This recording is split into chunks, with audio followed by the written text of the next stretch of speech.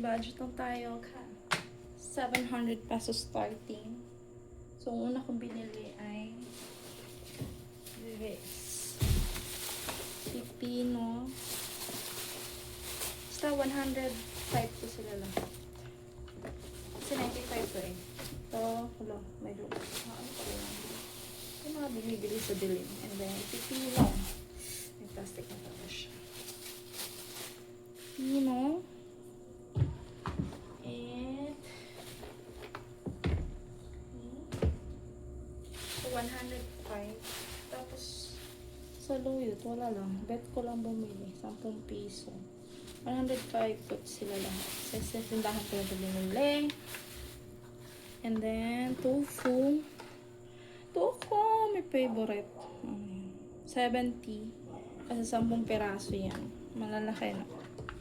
Tcharam! Okay. Next ay, anong sinunod ko? Bilhin ay, syempre, actually, syempre, gusto natin na, ano daw? Yun, lumpia package. 100 to lahat. Mahal yun. Marami yung lumpia wrapper. Wala lang, gusto ko lang maglumpia. May atsyal, may white, yan po. Basta. Yan, so, yan ay 100 lumpia package. Lahat nga mahal ko. Parang may kulang gusto natin dito. 35, 30, 60, 70, 80, 90. Parang nauna ka na lang. 35, 45, 55, 65. 75. Kasi 18 to. Ang mahal nito.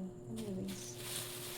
100 sa lahat. And then, bumili ako ng saging. 35 lang to siya. Wala, binawasan ko. Kinakain ko pa kanina.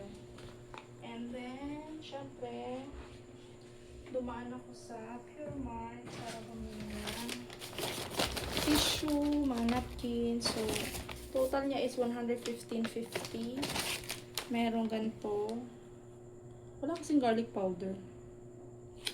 And then, curry powder na malapit na mag-expire next year.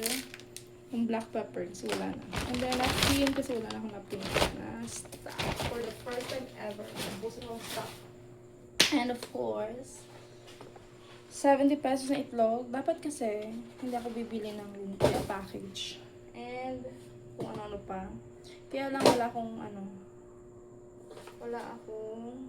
wala nang itlog na naiwan. And, eto, patatas. Magkano nga itong patatas? 40. So, tatlo to. 40. And then, hinanap tita ng tigpipiso isa. Ayan. Ayan siya. 10 yan na calamansi. Ang total niyan. Basta mga 600. Ayan. Total niyan ay 600 kasi bumili din ako ng siomai. Wala lang. Gusto ko lang bumili ng siomai. Beef siomai. Bye-bye!